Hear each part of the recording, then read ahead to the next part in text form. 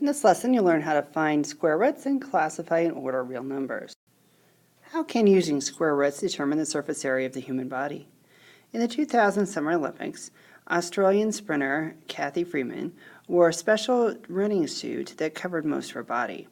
The surface area of the human body may be found using the formula below, where height is measured in centimeters and weight in kilograms. So you're going to multiply height times weight, divide by 3,600, and then take the square root.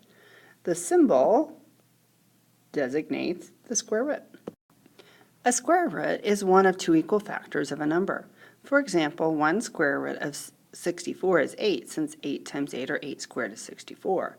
Another square root of 64 is negative 8, since negative 8 times negative 8 or negative 8 quantity squared is also 64. A number like 64, whose square root is a rational number, is a perfect square. The symbol is called a radical sign. It is used to indicate non-negative or the principal square root of the expression under the radical sign. So the square root of 64 equals 8. The square root of 64 indicates the principal square root of 64 is 8. Negative square root of 64 indicates that the negative square root of 64 is negative 8. And plus or minus square root of 64 indicates both square roots of 64. Note that negative square root of 64 is not the same as the square root of negative 64.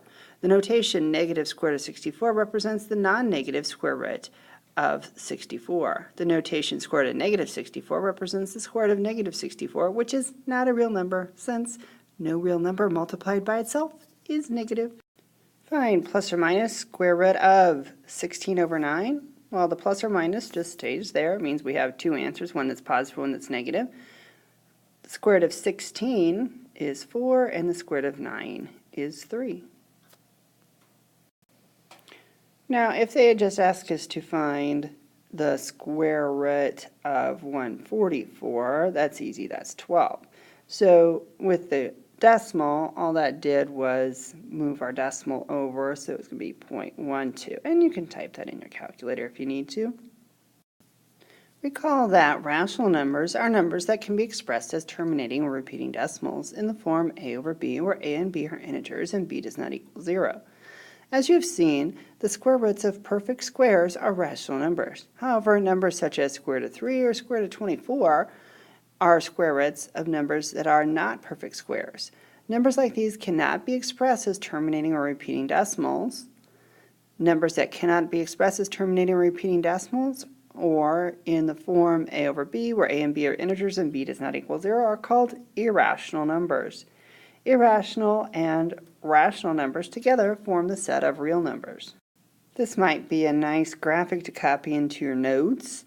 The set of real numbers consists of the set of rational numbers and the set of irrational. So an example of an irrational number is square root of 5, or our favorite number of all time, pi. Rational numbers, anything that became written as a ratio, 2/3, 1.5. Integers, 1, -1. Whole numbers are just 0, 1, 2, 3. Trying to make it fit. Natural numbers, 1, 2, 3. Name the set or sets of numbers to which square root of 17 belongs. 17 is not a perfect square, so that will be irrational. And these are all subsets of real numbers. 1/6 is a ratio of 1 to 6, so it is rational and real. Square root of 169 is 13, so 13 is going to be in the center of our bullseye. That's going to be natural, whole, integer,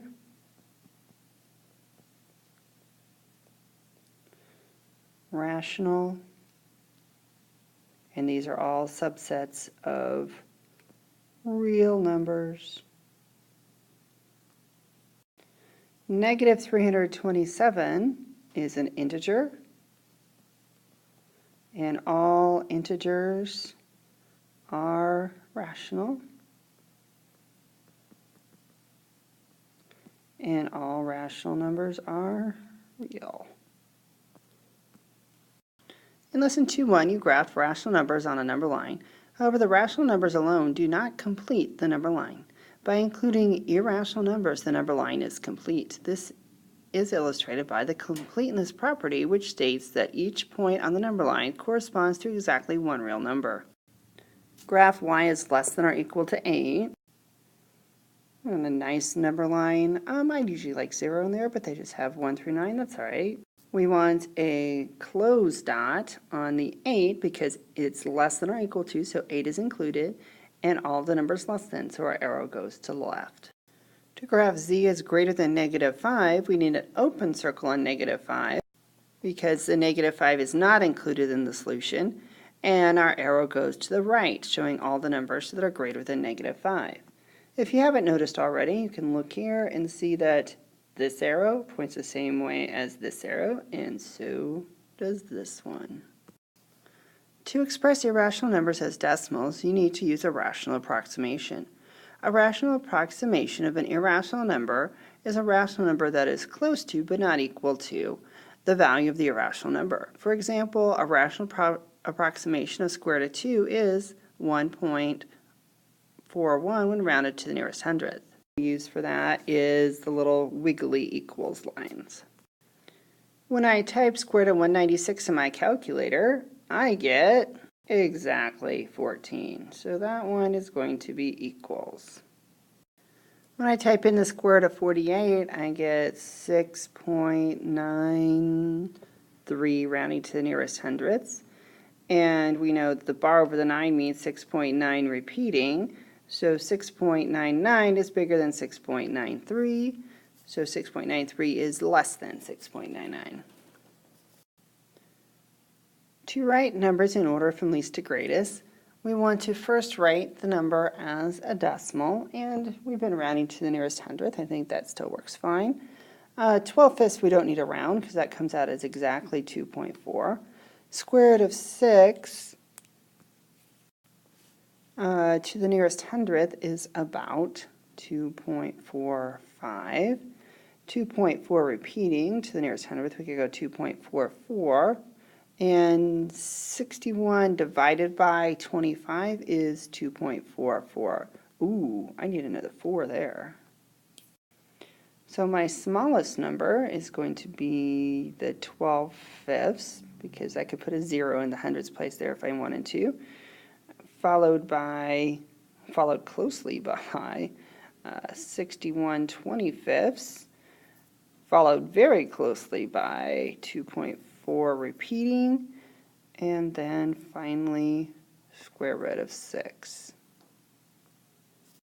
Okay, so if you take your time and write out the decimals from your calculator, it's not too difficult at all to arrange them in order from least to greatest.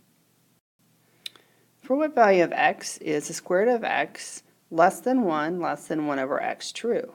Well, if I try to type in the square root of 5 in my calculator gives me a message that says domain error. We can't take the square root of negatives. Square root of 0 is 0, so that's okay. But then on the other end, if I do 1 divided by 0, that's also going to give me the domain error message. Division by 0 is undefined. If I put in the square root of 1/5 in my calculator, I get 0.447 and so on. That's less than 1. And if I do 1 divided by that last answer I got 2.236. That is a true statement.